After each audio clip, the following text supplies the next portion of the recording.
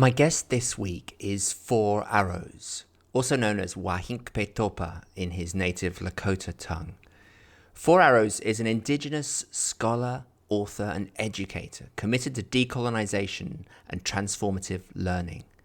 As a professor at Fielding Graduate University, he's authored numerous books on Indigenous worldview and education, advocating for social and environmental justice through both academic and experiential teachings.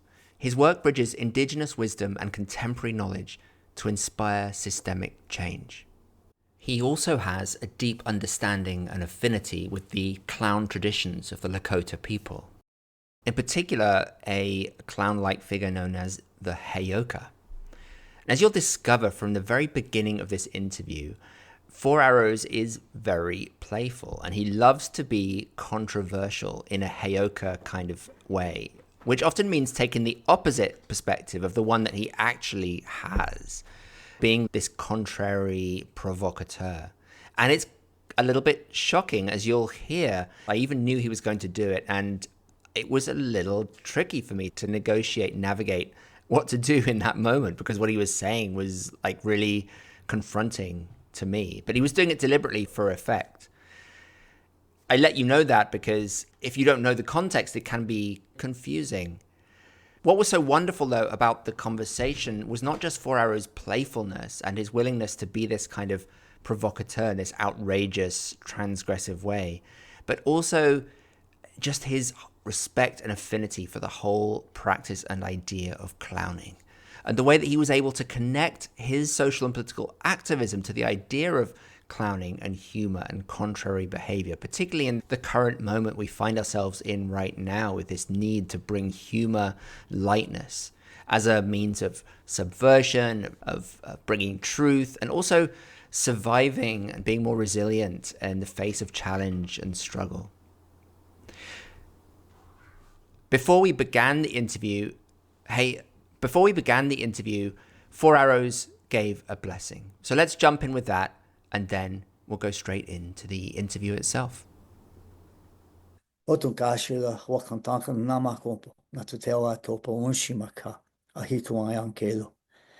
Oyate oya sinchanko luto ochnamane oichakiapo. Oyate oya sin unshi wichalapuno oichakiapo hecho wichozani washte uniwa piktelo. Okichi happy okiwa kan wakane chine ihani loko wicholanke tunkashi kiksuye. Nishanti atawo ogelake natako yasa. All right, we're good to go, bro. Four Arrows, I'm very grateful to have you on the Clown Spirit podcast today to talk a little bit about your work as an activist, as an academic, as a sacred clown, in the way that you embody that. So welcome to the Clown Spirit podcast. Oh, no, thank you. I really feel that this is not sacred of what you do. I know your ultimate goal, and it forgets the tremendous strides that humanity has made in replacing all together. And I know that you want to bring harmony, and I don't know why, because we've got cutting edge technology and robots that can vacuum a rug. Come on. And we got AI that can solve our problems now. We didn't have that when we were living with nature. We have more conveniences now. And I'm a little concerned about the work you're doing. You don't think that technology is leading us down a problematic path, and we need to get back to some of those core skills and abilities like the clown's playfulness and humor? No, look what we're doing right now. Right now, we're on this amazing technology, right? And there's no like red noses that are going to make that any better. And people say we should strive for happiness and joy and peace, but have you ever seen it? It's like, why would you try to do something that's impossible? Maybe there's some ways that we can make fun of the serious things in life. No, you have to make it better. You have to make technology better, and that has to be much more serious. If you goof around with it, then it goes awry. You go to the moon. You don't want to have you want to have a clown taking you to the moon. You want to get serious with this stuff. We need to take this AI and just do what it says. Sorry, 4 hours. I cracked. I couldn't take it seriously anymore. That was amazing. All right, I'll stop playing the adversary here, but I just wanted to sh share that with your audience because when we do have good ideas, and there are good ideas, and your idea is good, and when I'm in ceremony, and this is for real now, I'm not playing the Heyoka. When I'm in ceremony in the Inipi, for example, the Purification Lodge, I'm here in Mexico, and most people who come over to join me are for healing or to just find their path to get in touch with the spirit world. I actually do something that the Lakota generally don't do. I'm authorized as from the Great Lakota Nation to pour the water. I'm a pipe carrier and the sun dancer. And but here, everybody knows they have to come with a joke. And in between our rounds, we do 4 rounds, 4 doors. In the first door, we pray for ourselves, so we have the courage to help others and the wisdom to help others. So we pray unselfishly for our own path and healing. But then we open the doors. The second round is praying for the four-legged, the two-legged, the swimmers, the crawlers, the rooted ones, whomever is maybe sick or dying or has passed on. The third round is for a flowing balance back in the world. The Lakota now also add praying for women to regain their power in the world in that round. The last round, we give thanks. So those are traditional doors in my medicine horse, Teoshpae. But when I was on Pine Ridge in South Dakota, where I was dean of education at Oglala Lakota College, and where I fulfilled my Sundance vows, I didn't have to tell jokes, no matter how serious the situation. A stolen woman that had disappeared, someone that had been murdered, someone who had died in a car accident, really deep tragedies. And we would go in and do a lodge. But I don't think I ever left one without my stomach sore from laughing at some point in time. The beauty of the indigenous peoples that I've been with, and I've been with many others besides the Lakota, is that humor is, in one way, it's a survival mechanism, but it's also a mechanism of bringing community into a space despite the conflict. Conflict is not a resolution is never about punishment or revenge. It's always about bringing people back into community. And humor, natural humor does it. But I don't really have as much of that natural humor as my brothers and sisters do. And certainly a lot of the people that come into my lodge don't. So I just took it on about 12 years ago. You know what? I'm just going to tell jokes in between our rounds and bring a joke. And I'll start out with a kind of joke that really represents the Heyoka that I was trying to play for a little while at the beginning. I'll tell you, I can tell you a joke now? Is Yeah, that okay? please. That would All be right, yeah. great. All right. So this is just one kind of typical Heyoka joke. And it's about how this couple was a tourist, were tourists in Sedona, Arizona. And Sedona is a very spiritual place with red rocks that are just powerful energy. We used to have a house there actually, and it's really powerful. And there's a number of our indigenous tribes, the Apache, the Hopi, the Navajo, that dwell in that area. And so this couple came from New York and they wanted to see a real Indian. That was what, so there's taxis, they're colored pink that they hire and they go up into these pinkish red rocks and because it is very spiritual and they're looking they want to see a real Indian because we go up there to pray. The cab driver said, I'll take you someplace where really, really sacred. We might find some Indians up there praying. So they drive the taxi up and they come upon this single Indian. He's Navajo. They don't know that, but he's a Navajo guy. And he's in his full ceremonial garb and he's got two eagle feathers coming out of his hat. And he's down, he's got his ear to the ground. And he puts his hand up to stop. The taxi stops and turns off the key. And the young lady who was just so excited, she tells her husband, I told you we'd see an Indian. I told you, oh, they're so smart. Listen to him. He's going to tell us some wisdom from the earth, Mother Earth. He's got his ear down listening to the earth. And the man's going, I didn't believe in that kind of stuff, but yeah, I'm seeing that with my own eyes. They very carefully go by him and they said, thank you for your wisdom. And he goes, I haven't told you everything yet. He said, there was another couple, red hair, man with tie, smoking cigar, a Mexican taxi cab driver. They just ran over me. Oh man. That was why he was underground. But it shows it takes the opposite thing. Yeah, and there's jokes like that all over the place. There's one, I won't tell the whole joke, but it's just that the head person at the Lakota tribe, President Steele, he didn't have indigenous wisdom, but he wanted to play that. So he was talking about in the wintertime how I want you guys to get a lot of wood because your trailers, they freeze and it's dangerous. So I want you to get a lot of wood. He keeps saying that over and over again until finally somebody says, how do you know it's going to be so cold out there? Because he was making it sound like it was the spirits. And then the punchline in the joke, I've been calling the weather company all the time. I have to admit that. And then the Lakota medicine person said, why are you believing what they say? How do they know? And he said, just a minute. And he gets on the phone. He calls the same weather guy who's been telling him, you better get more and more firewood. And he's been telling that to the Indians. So he calls them up and he says, I'm at a meeting with some people here and I've been asked, how do you guys know this? And the guy says, because the Indians on Pine Ridge are collecting firewood like mad. You know what I'm saying? And so what it does, it takes this romanticizing Yeah. of the indigenous, right? And it takes it and puts it, no, everybody's a human being. Yeah. And so I like those jokes because it kind of counterbalances my doing the opposite in the world. I've spent the last 40 years promoting our nature-based indigenous worldview.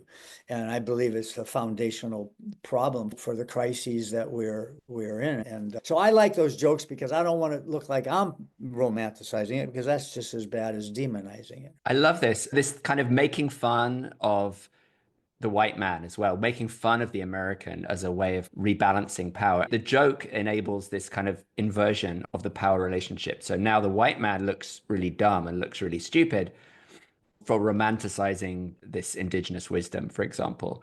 It's a sort of humor that empowers the disempowered through this kind of symbolic Exactly. inversion. And that's really fascinating. And in a way, similar to what you did just now to me when I introduced you, and then you were like, actually, Barnaby, I don't think this clowning thing is great because you're just making fun of stuff and like the technology. You're Yeah. playing this And the more contrary.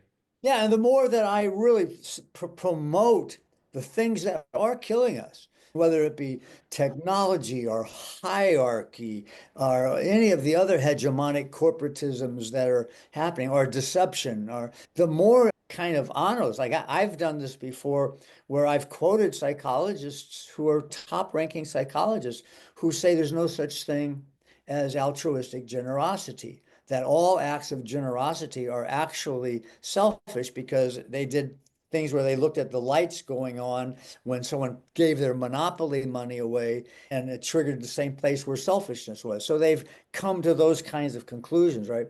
So I really hit it hard that way to try to show ultimately how these things don't come close to what we have to do to live in harmony.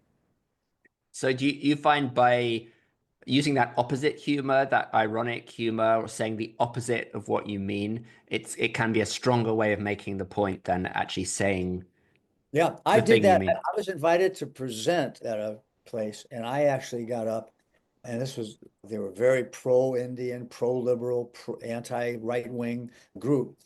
And I just got up there and I was really very serious. I wasn't joking like I was this morning, but I was very serious and really just taking the position that Donald Trump would take.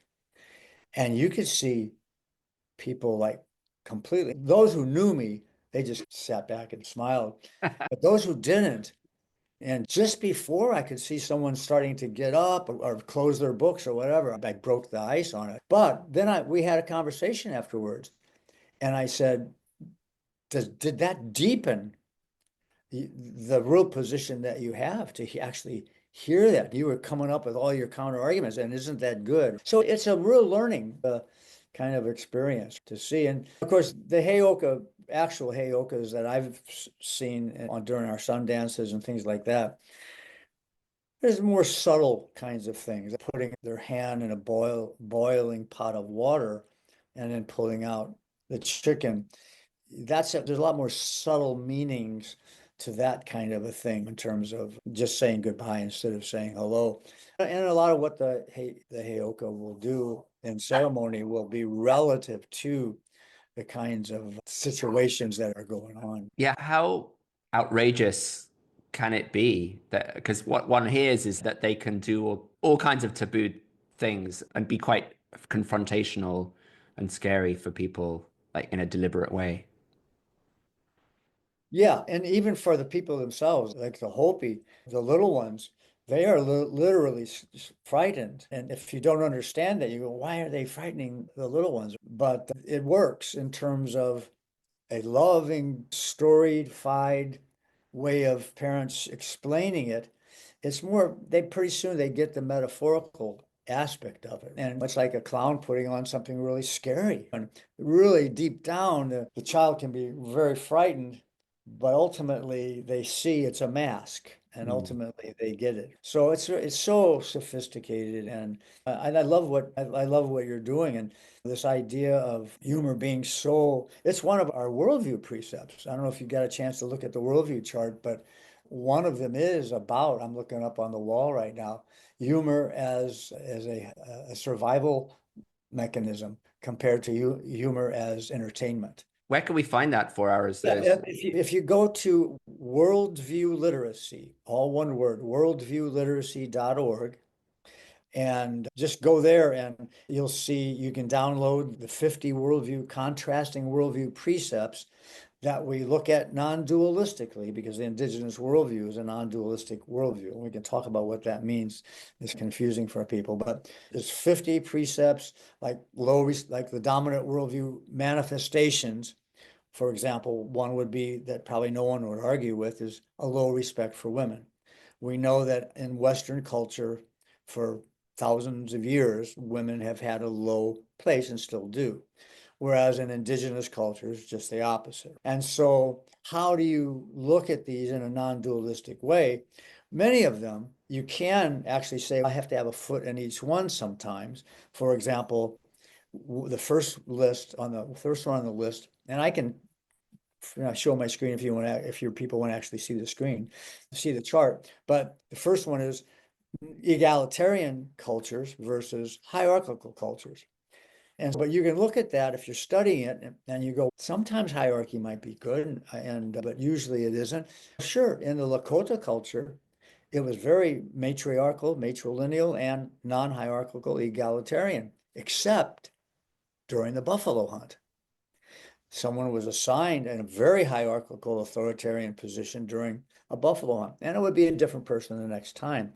You can't do that with low respect for women and high respect for women, because you don't ever want to have the low respect for women. So then people say, well, how can that be a complementary duality between those two? And there's a couple like that on the chart. And I say, can you really describe a valley without knowing a mountain?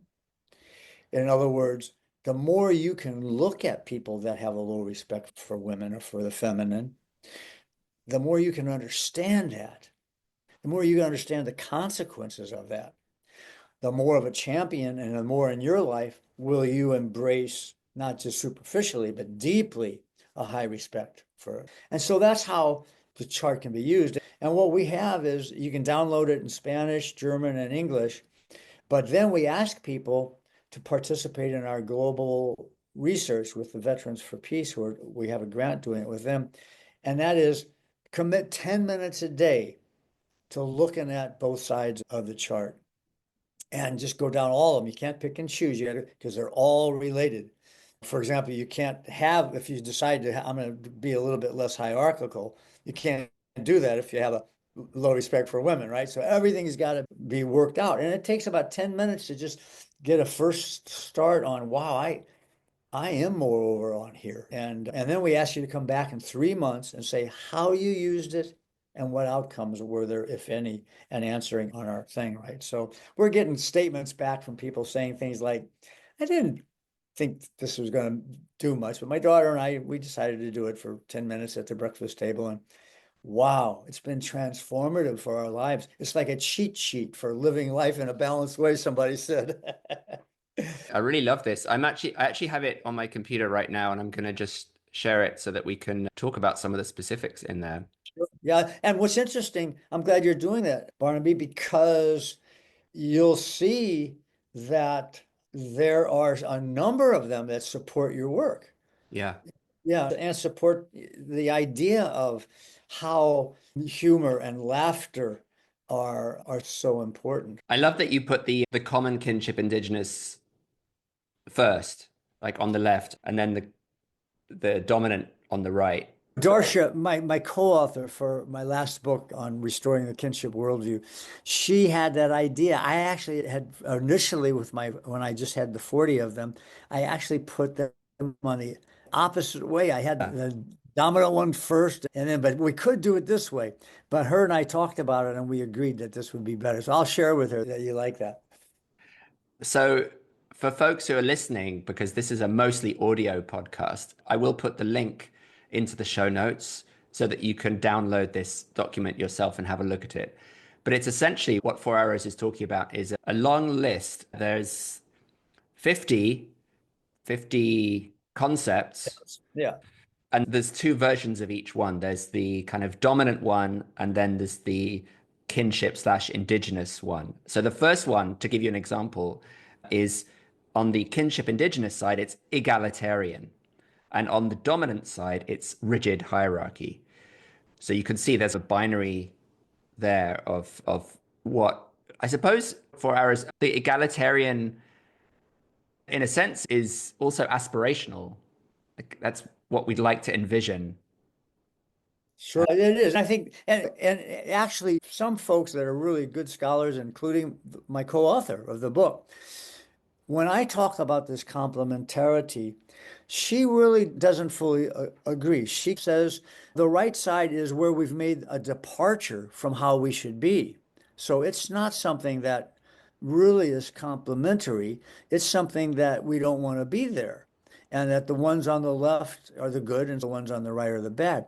But then I say, but wait a minute. One of our, I don't know which one it is down there, but there's one that about non-duality that I'm not seeing it real off the bat, but it's about a dualistic versus non-dualistic thinking. And the dominant worldview is a dualistic. It's either this or that. It's either good or bad. It's absolute. But if you understand indigenous, they see a union of the opposites.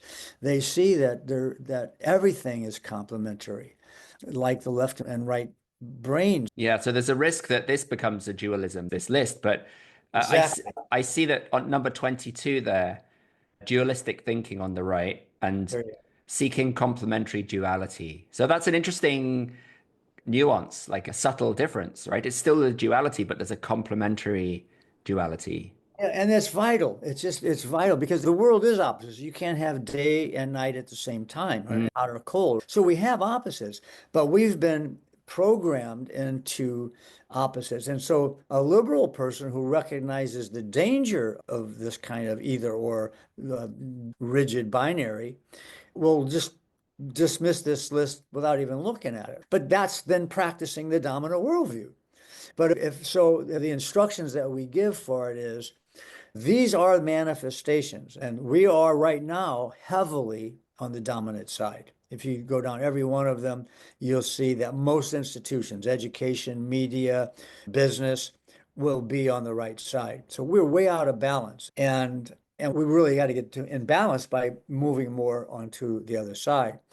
But to not say that they are related and somehow complementary is then violating our own original worldview. Like almost all of the really indigenous cultures I've studied have origin stories about twin heroes. Joseph Campbell wrote a lot about that for the Navajo, for example. And it's always about a solar and a lunar twin, whether boy, girl, or boy, boy. They're very opposite. But ultimately, despite problems and arguments, and some of them doing really terrible things on one side or not, ultimately, like the sun and the moon, they're indispensable in a way for understanding how to live in balance. Like in the Navajo story, there's one where the two come to the father. and they are fighting monsters. And of course, the monsters are all the things that we have in us: greed, envy, jealousy, anger, dishonesty. And so they come to the monster with the long arms. I think that might have been envy or something. But anyway, Monster Slayer is the solar twin because our dominant worldview is a solar worldview. And he says, I no problem. I got my bow and arrow. I'm so good at this. I'm gonna shoot that monster right between the eyes and we'll get past him so we can get to the top of the mountain and be in harmony. And he pulls out his arrow, but then child born of the water, who is the lunar twin, whispers, I don't think it'll work. I think that arrow will get to him before with his long arms, he'll grab it before it does, and it'll get us, and we won't get by to the top of the mountain. The monster slayer says, what do you think we should do? And he puts his arrow away. And Childborn of the Water says, I think we should sing to him. So they sing to him, and the monster lets them pass. So those kinds of stories, the power of these mythologies is such that they changed about 9,000 years ago. And the stories continued in Greek and Roman and Egyptian mythologies. But look what they did. Take Cain and Abel, Jacob and Esau, right? Iphicles and Hercules. The solar twin either actually kills the lunar twin, or like in the case of Hercules and Iphicles, most people don't even know who Iphicles is. And that was equally powerful, but in a lunar way, right? And so we've even changed our myths in order to keep this a dominant way. And so by understanding these worldview things, you think about, wow, why am I having a problem? Why am I polluting the ocean? And you start looking at things on the right and you start to see, wow, look at all these things that are prioritizing it. Accumulate, like number 25, accumulation as a way of life, right? Or fear-based living, or time is linear, or self-knowledge is not prioritized, or self-gain is more important than, right? And then not seeing that all earth forms are sentient, not seeing nature's laws as primary. So then you go, wow, I see now what I'm doing in my business and my work and my education. Those are fundamental thoughts that I have. I've got to change them. Then you change them through one of the worldview precepts, which is about trance-based learning, right? Trance-based learning is helpful and natural in number 28, but it's all three of the Abrahamic religions say it's of the devil, and most people look at it as something that's either dangerous or a joke or Hollywoodized. My second book just came out, Hypnotic Communication in Emergency Medical Settings, that all the top emergency medical physicians and that the top in their field have endorsed. Hypnosis is what indigenous people did in ceremony, not knowing the terms or brain frequencies or whatever, but they knew in order to stay in balance, not only did you have to possess these worldviews that were taught to us from the trees and the wind and the animals and the insects, but because humans have an imagination and we can be, like the origin stories tell us and the trickster stories tell us, we can be dumb and cruel. And we went into ceremony, which is going into hypnosis. Because during times of stress, all creatures, and I learned this from wild horses. If you go to YouTube and put in wild horse hypnotist, you'll see me. But all creatures during times of stress become hypersuggestible to self-talk or to the words of a perceived trusted authority figure. And so we're constantly hypnotizing ourselves. And this trance logic is the only way I can explain the horrors of what's going on today, whether it be Gaza genocide or whether it be what's happening to the US government. It's about this phenomenon of uninvestigated hypnosis. And we don't have the understanding of that to realize it, nor the tools, but the trance logic is powerful. I remember when I was doing hypnotherapy, now I only teach self-hypnosis because I don't believe in doing the hypnosis anymore, because I want people to realize they can do it themselves. But I had a 52-year-old professor who couldn't get into a bathtub no matter what because she had a near-death drowning around age 2. And the hypnosis of that created such a fear that it created logics that were, to her, she knew they were illogical, but she could not override them without doing the work of fighting fire with fire, using the hypnosis to reprogram the old hypnosis. So I think clowns, frankly, I think they hypnotize us. And Mm. I think in that they do something that gets us into this lower brainwave frequency of feeling good about the humor and the laughter, which puts us into a light trance. And then in that light trance, when we get the messages of compassion or sadness or whatever the kind of motif is for the clown's action or the ridiculousness of something, I think it helps in a way hypnotizes to change the programs that we had before the clown came out. That's super interesting. It's making me think about breath as a quite a, I think, increasingly popular form of putting oneself into altered states nowadays, these different kinds of breath work that you can do. But it's very often an individual practice. Same with taking plant medicine and certain things that have become these very personal, individual development, transformation experiences. And I'm seeing one of the precepts here is on the dominant side, learning is individualistic and passive. And on the indigenous side, learning is holistic and place-based. And I would add to that is communal.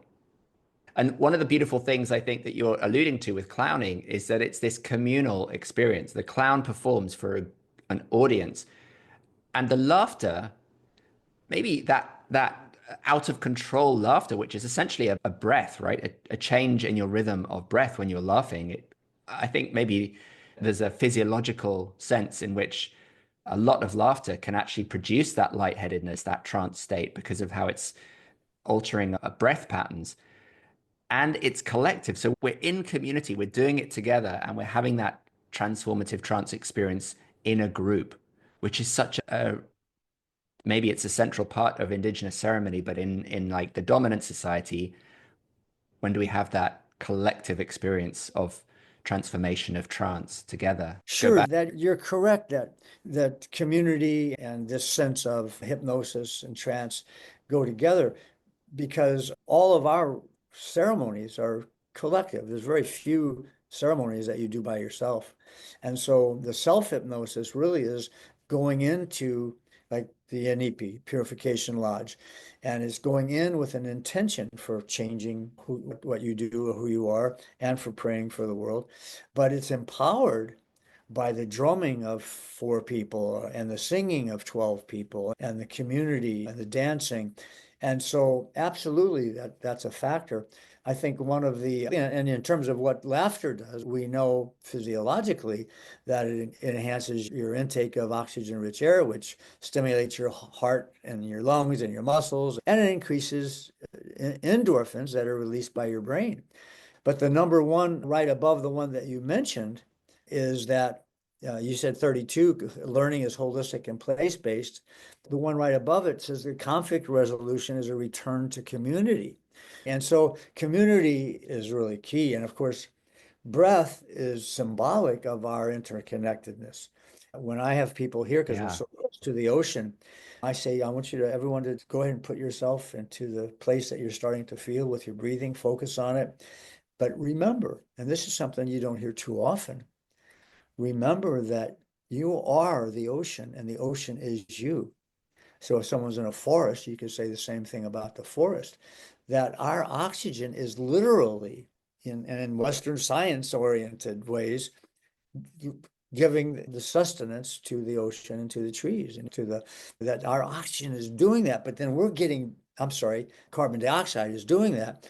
Just the opposite of what I was saying. And the oxygen is coming from the trees and the ocean to us. So we have this partnership that people don't recognize. And I found that people who are not nature based or not really thinking about diversity and sentience in trees and rocks and ants, when they start realizing this connection that they have with getting their oxygen from the tree, from the ocean, and then giving it back to carbon dioxide, so the process is beneficial both ways, they start to get in touch with this interconnectedness in a way that breath work often Kundalini practitioners, when they do breathing, they often will talk about that interconnectedness. But Generally, we just are focusing on ourselves with it, and it makes good changes, but it doesn't get us to where we want to get.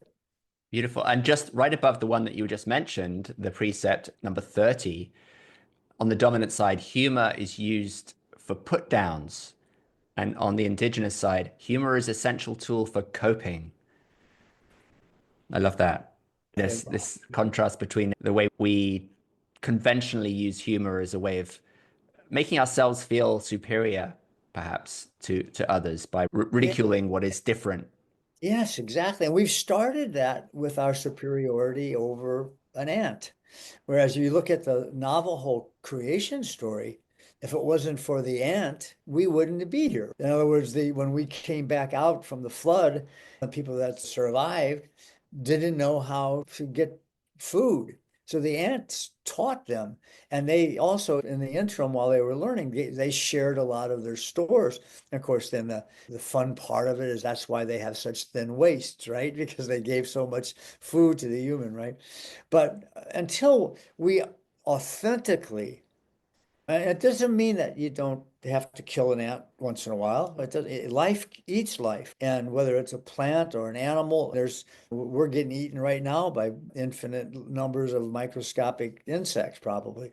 But once you understand how important it is to give sacred significance to every form of Earth's entities, then anthropocentrism or human-centeredness and a sense of superiority that you mentioned, it goes out the window then, because if you really see, if you have to say, I've got to get these ants out of the house, so I'm so sorry, I'm going to have to spray this poison. If you say a sincere prayer and maybe you even cry over the family life of what you're destroying or whatever, and just try your best to avoid it. And maybe if there was any possible way to scoop them out or sweep them out or whatever, if you go to those kinds of trouble, it's a lot harder to look down on a person with a different color skin or who speaks differently or who has a different value system.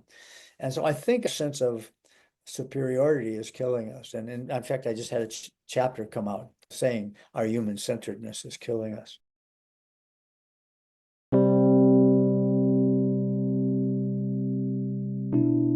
Hopefully, as you listen to Four Arrows, like me, you're kind of getting this deeper connection, one deeper sense of how clowning in this indigenous worldview are connected.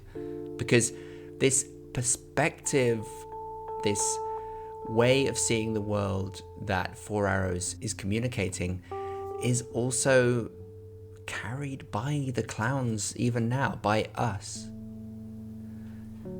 One of the kind of sacred core values of clowns is this sense of community, of connecting with not just among humans, but with the more than human, with the entire world, with all the species that exist, with all beings, sentient and non-sentient, out there in the universe. I feel that clowns have this sacred connection with them, as well as with one another.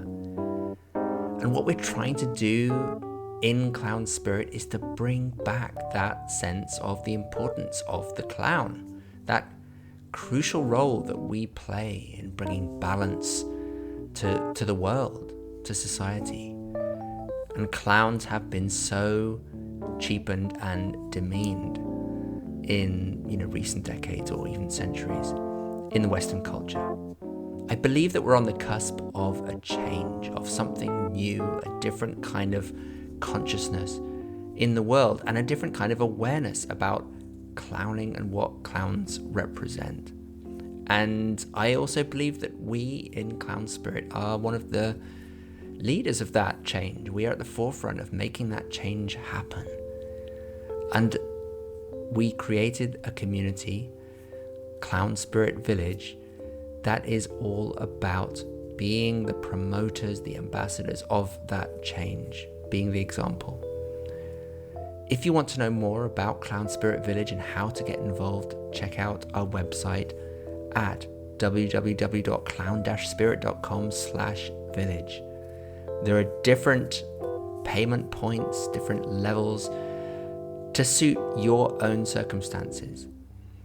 And we never want money to be the reason that people can't become part of this community. So even if the lowest tier of membership subscription is too high for you, please just get in touch with me and we can make arrangements that work for you. This is about including everyone in a global, in a universal shift in which clowning is playing a key role. So please, check it out, join the village, keep clowning.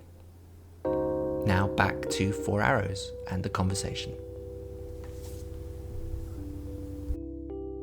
Something that you just said has made me think about the clown as, at least in the form that I learned it, the central kind of concept or theory is that if you can accept all directions of yourself, you'll laugh at the beauty of your own ridiculousness. So there's something about not only accepting the light and the good, but also accepting the dark. And this speaks to the duality that we spoke about earlier of these two columns.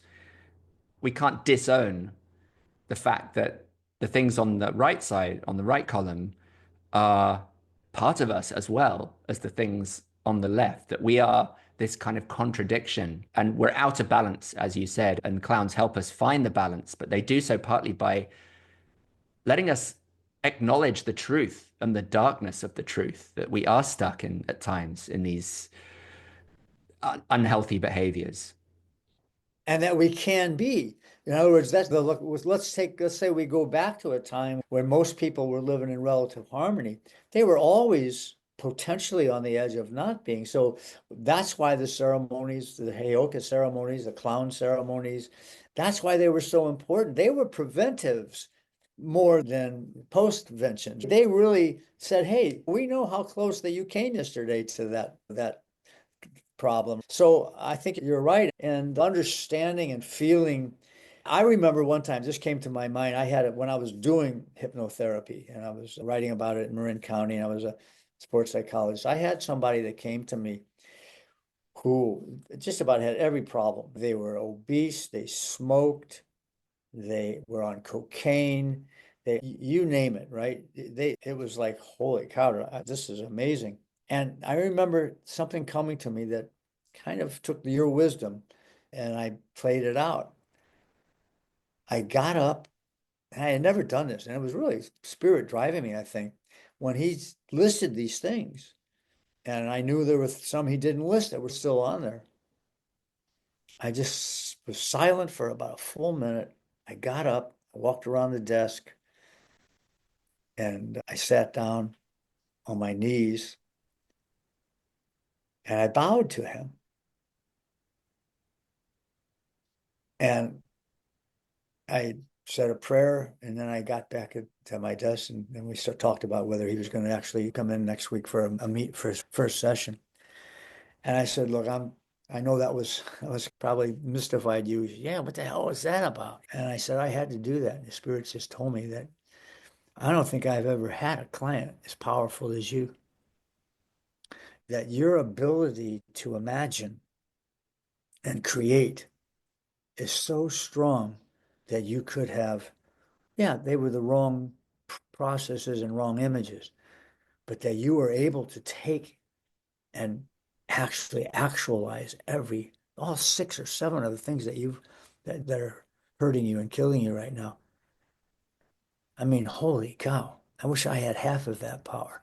And bingo, I set the stage for him and for complete reversal in all of them. So I think isn't that kind of close to what you're saying is by seeing that and that's the extreme of seeing our foolhardiness as part of us. That's the extreme of it. But we weren't laughing at it in that case, but we were acknowledging it. But the clowns can acknowledge it in a different way. And it means that it's changeable. It means that, okay, we all have these deficiencies. Anyway, I hadn't thought about that in years. Thanks for triggering it. Yeah, that's beautiful. I love that.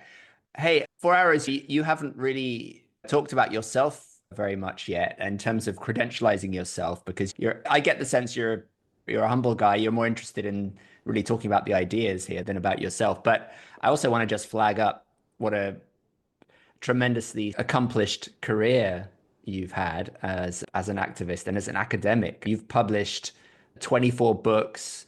I don't know how many chapters, articles, papers. You're very highly esteemed in academic circles, and people can check that out on 4arrowsbooks.com. But I'm curious how you've managed to negotiate and navigate that world of academia, because I have some experience of academia and it is hardcore, gnarly, authoritarian, ambitious, all those things. And how I imagine, but you can tell us, that there's been some difficult moments in that world surviving there. There's an excellent question, and I'm not asked that question, but good on you for asking it. I just finished a 24-page article that the editors had me make about 3 revisions on for a book by Shirley Steinberg, who's one of the greats that'll be coming out for Sage publication. But she asked me, she said, "Foros, would you write a chapter on your 50 years as a radical academic?" And it really brought up a lot of my getting fired and this and everything. And it ended really great because I was working at one university for 24 years that brought in a provost who kind of put our Indigenous program on moratorium without any kind of consultation with faculty, no governance. You know the drill. And I fought it, and ultimately the grievance that was not followed was ended by the very person I was grieving. So I said, I'm not, that's it. I quit. And right away, I got hired at another university for the same kind of doctoral work. And both of them really known for their social ecological justice vision, but both of them now, unfortunately, with not bad intentions, have gotten into the increased hegemony of the new managerialism because they were both a little bit difficulty with monies. So the managerialism is corporate. It's a corporate neoliberal way of being. Well, when Gaza came up, and I was in Gaza in 1999, and I keynoted at the University of Israel the first conference on militarism in education, showing how the sort of the same propaganda that we have in the United States for becoming a soldier that comes in schools, it's 10 times like there. But I was surprised at how the Jewish professors were critiquing Netanyahu's government, relatively ignorant about it, even though I was a dean of education. But I went and saw for myself, and it's a long story. But so when Gaza's happened, I had this history of it. And when the president of the university took the same stand that Biden and Harris had, and the sort of neutral, continuing the bombing, I resisted as I do. And I, about a month and a half ago, got my notice. And I had only been there for 4 months. And it was under the auspices of, we're so sorry, but our financial situation has changed, and because you have such a high salary, and I just smiled, right? But I was very active and had wrote articles even on it and respectfully challenging it. But I have friends across the country doing that. So now I'm independent, and right now I have a thing I'm doing where I'm going to teach people how to use self-hypnosis and indigenous worldview and spirituality, those 3 things, in 4 sessions. And then they pay me what they think what it was worth. And I've already got about 15 clients in I've just started a month ago. So Oh, yeah, the academy has been that place. And I've had a signature on my email quoting Harney in 2004 that says, higher education is not a place of enlightenment. It's a place you must steal what you can. And that's been my signature for my email. But anyway, yeah, I figured someone had to be there. People are going there. Like I've had 17 Navajo students who said by having the white man's degree, it does open doors. And yeah, it can, it does. And so I'm not sorry for it at all. I think 50 years was enough. oh, wow. Thank you for that really wonderful insight. And I'm really curious about this course or training that you're engaged in right now. If anybody's who's listening is interested, how can they still sign up, or is it? Just email me. I'll send you the thing on it. And Yeah. Is it like a Is it online or is it in person? Yeah, I have people coming here. I live next to Correas and Quixmala, two like multi-million-dollar kind of resorts for people. And then I live next to Punta Perla with the Mexican people. And so people are coming as individuals, but I'd say 70% of my clients are in three or four different countries, and we do it. So yeah, I do four 90-minute sessions, one about a week, right? Because I want 4 or 5 days for them to practice how to use the worldview chart, how to create directives for their self-hypnosis. The self-hypnosis is the easy part, right? But creating the directives with the languaging and so yeah, I've had a world-class athlete and I just had somebody with a 40-year habit that's done with it. And so that's why I say the hypnosis, that's something I've been doing all my life as a sports Mm. psychologist, as a paramedic. And I just feel that it's so natural, and yet we so don't get it and don't use it and don't realize that it's happening to us. So I'm teaching teachers is really what I'm doing. If you Yeah. got a problem, they got cancer. I healed myself with cancer. I had my appendix taken out without any anesthesia. I know how to do this stuff, but this is really about, yeah, if you got something you want healed, then we're going to show you how to heal it. But mostly, I'm really wanting people that will say, "Oh man, I'm going to really incorporate this into helping others, so kind of passing it on." Yeah, beautiful. I something you said earlier caught my interest where you said that trance is at the core of a lot of the problems we're facing. You mentioned the problems in US government right now and Gaza and trance. It, and you also speak about trance as the solution. So could you speak a little bit to that? Like how is the trance the problem and causing the problems and part of the solution? Or did I misunderstand? So I'll show you this. This is a, I just walked away from me for a second to pick up this book. This is a book that Dr. R. Michael Fisher wrote, who was a specialist in the concept of fear, right? And he wrote this. It's called Fearless Engagement of Four Arrows, the true story of an indigenous-based social transformer. I don't know whether it was artificial humility or fear that I'd read something that I don't like. I got the book. I hadn't read it in the 6 years since it's been published, but he's got like 140 footnotes at the end of every chapter. And I went, yeah. But I picked it up last month, and it's not really so much about me as it is about him identifying what I've written and say from an indigenous perspective on fear and how he's using Western science and other things to either interpret it and add to it, in some cases argue it. And I just last week came upon a quote from Gandhi I had never come across because of this book. And Gandhi says, the prerequisite for spirituality is fearlessness. I was blown away because most Western philosophers, like Socrates, said fearlessness is foolishness. Never said this. And here in this book is where I saw it. And I think that kind of answers your question. Why does he say fearlessness is foolishness? And how does that relate to trance? If you come to visit me when I'm at my summer place on the west coast of Vancouver Island, I'll take you up this little cliff about 30 feet by a waterfall. It's a place where bears climb up and they grab salmon as they go up the waterfall. And I'll have my 9-year-old grandson will jump off into the deep pool that's right in front of the waterfall. And I'll say, you want to do that? And you go, oh, I don't think so. I'm afraid of heights or whatever, right? I go, well, I've already dove down there and made sure there was no logs that were floating in the area. And it's safe. And you just saw my grandson do it. Let's do your self-hypnosis and get the courage to walk up to that edge. So you do it. Now you feel it. Maybe you have a little movement in your hand, a little idiomotor neuron movement. And I say, I'm there. Okay. And you walk up. And I say, okay, so it's going to take courage for you to jump. But on the count of three, do it. 1, 2, 3, jump. And you jump. Now you've used courage and trance to get to the courage to jump off of that cliff.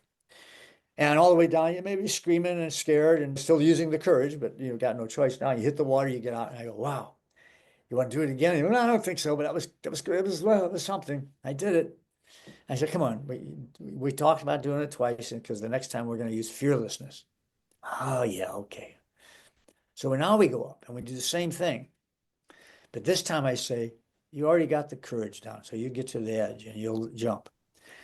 But now I want you to do the self-hypnosis and I want you to go into a full trust of the universe, no matter what. Trusting the universe. That's what fearlessness is. That's what indigenous peoples do. Their courage is infamous, but their fearlessness is even more so if you really know the fearlessness and how it worked for traditionalists. So now you go up there and you go, fearlessness. I trust the universe. And you jump. Wow. It's like slow motion. There's an eagle up to the right. I see a salmon swimming underneath me. I feel the air. Your toes plunge. You feel your toes hit first. And then you feel the bubbles on your knees and the cold water. And then you just, this is, and you get up and you just go, wow. That's what Michael wrote about in this book. And that's what I've been trying to do for 50 years is to bring that because all of our problems are about our inability to move from fear to courage and then to action that is fearlessly engaged. From fear to courage, and then from courage to action that is fearlessly engaged. People burn out having to use courage and fall back into other hypnotic programs that can rationalize not doing it. But once you trust the universe and feel that, then you redefine hope. And then hope is no longer the certainty that things are going to turn out okay. It's the certainty that whatever you're doing is the right thing to do, regardless of how they turn out. Right now, I think hope that we're going to turn things around is pretty delusionary and probably anti-energistic. It's not going to, whatever you're doing probably is just not working and it's going to just make the next step harder. But if you look around and you get it, you say, maybe what's happening right now with this amazing new fascist administration, maybe it's good because it was happening anyway with Democrats and Republicans in terms of the educational hegemony and the anti-environmental hegemony. Nothing was really improving. It was just slow burning. Now, because the global billionaires, they just want power globally. They don't care about individuals or companies or countries or so now that they have got this puppet doing this extremism, wow, it's happening so fast. I've never seen so many liberal people actually with the courage to speak out against it. That's cool, man. Maybe that's a good thing that we're fast forwarding this, right? Because maybe it will move people, but they still have to move with the trance. That's why I'm combining in my 4 sessions, my 4 one-on-one sessions. I'm combining it with spirituality and worldview because if you're staying in the old worldview, even if you're really good at self-hypnosis, ultimately you're not going to frame your directives in the ways that really bring you into this fearless engagement. This is super fascinating. And I just want to point out that the Socrates quote, fearlessness is foolishness, it sounds like a put down of fearlessness. But actually, if you think about foolishness as clowning, as a good Then thing, then it's it's that way. no, but Absolutely. embrace the foolishness.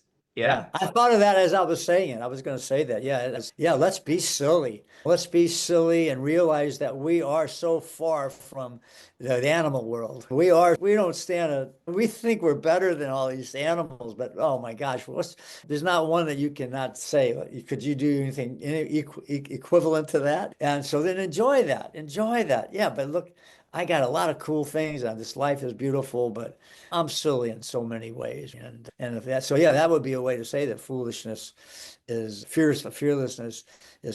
But that wasn't what I meant by No. it. Yeah. What would you say to our listeners who are committed and invested in the idea of clowning and I think are often looking for ways that their clowning can really make a difference in the world? And right now it seems to be a moment where we need to be. What would you say to them? What advice would you give? Like, how can they bring their clowning in a way that's meaningful out into the world? One small way that I do, and it's a small way, is you get a magic book or sign up for a magic class, right? I've got a couple of tricks that I won't give away, but I got a couple of tricks that when I go to a place with a bunch of stuffy academics or corporate leaders or whatever, I turn water into wine, right? I do these little tricks that are complete tricks, but they're not expecting it from me. And I have so much fun with that. And I've got a friend, David Abrams' work. David who wrote, yeah. And David will love that I'm sharing this with you. David came to our Sundance in Calgary. He wrote Spell of the Sensuous, for example, and Becoming Animal. And so I invited him to come and he came and he danced.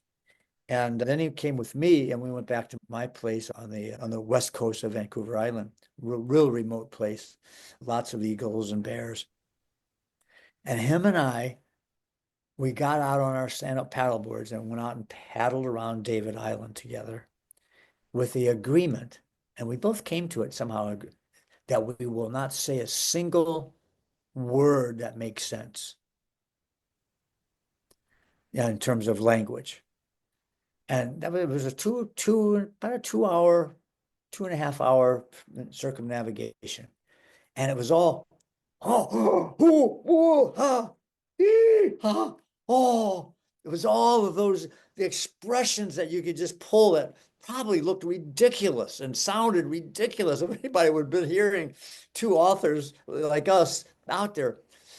And I got goosebumps right now just thinking about how wonderful it was to do. But I didn't mention him to actually tell that story. I mentioned him because of the tricks.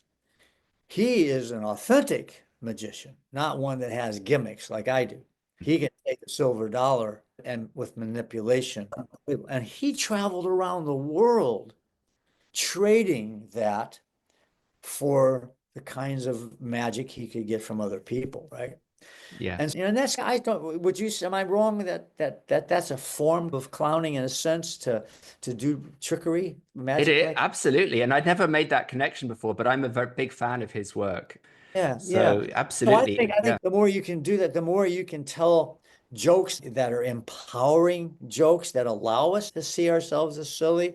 The here at Correas, which is a place that's about 20 minutes from here, where it's very expensive and people there are very wealthy. And I say they're not the real people. The real people are down here in the little village. But I love them and we're over there. But I'm always making fun of them one way or the other. But they have taken to doing so many costume balls.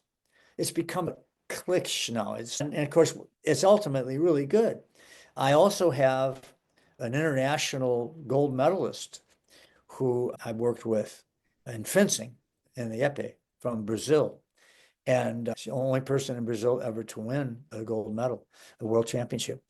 And her new business is just starting and it's called Five Touches. I'm giving her an endorsement, it looks like. Five Touches, but it's all about wearing masks. She has all these different kinds of masks, and she has this wonderful theory of how two people wearing masks and getting into dialogue and using fencing metaphors. And she just ran it past me last week. It's just brilliant. So she's really doing clowning, and I never thought of Yeah. that until That's just totally now. clowning. Oh, totally. Because the masks are every kind of mask that you can imagine of different emotions and different feelings and different animals and everything. And she's changing lives. She's changed lives with it before it became a business. That's why she's opening it up. Very And cool. so I think I, there's a lot of ways. I would also just say I love that you did that little tangent to talk about your invented language with David Abrams when you were on the paddleboards, because that in clown technique we call that gibberish. Okay. And That's it's what we actually were doing, gibberish. yeah, and it's actually a thing. Like there are clowns who just speak gibberish, and there are workshops you can take where the intention is to learn to do it better and more fluidly, and it's all about surrender to the challenge and the awkwardness of doing that. And the results are very beautiful. So it's very cool that you guys just did it spontaneously. Well, no, the results for us were actually an enhanced absorption of the beauty and mystery of what we were seeing. Hmm. Because instead of saying, look at that 10-inch starfish and how when the water goes down and comes up, it does such and such, and whatever words you would use to try to describe the mystery and beauty of it, it was 10 times more deep when we Mm. went with the gibberish. The gibberish was like the expressions of it were like saying much more that was true. And I can't just, I don't think I could describe it to anybody. So beautiful. 4 hours. I'm very excited that you're going to be, this isn't the end of our conversation in a way, because you're going to be making a contribution to our Clown Vergence conference in April, which I'm very excited about. That's right. You wanted me to, I was actually gonna do the opposite. Like, why did they invite this guy? Yeah, exactly. Don't give it away too much because then people will expect it. Okay, all right. But you can edit that out. That's true. But what I do want to say is just to sort of promote the fact that you will be presenting something at the conference. So if people are listening to this and want more of 4 hours, that's one way. And then also we'll be putting all your information into the show notes. Honestly, I feel like coming to work with you in person or doing something online with you, whether it's this program you've been mentioning or something else, I think would be an intensely inspirational experience. So I really recommend that. 4 hours, thank you so much for talking with me today. And there's a whole lot more we could talk about, but I feel like it feels like a good place to come to a close. And I'm wondering if there's any kind of blessing or prayer or something you'd like to finish on. Well, yeah, let me go grab one of my flutes here. I'm gonna take this little Cherokee flute here. And you can just fade out anytime you want, like a sort of a movie.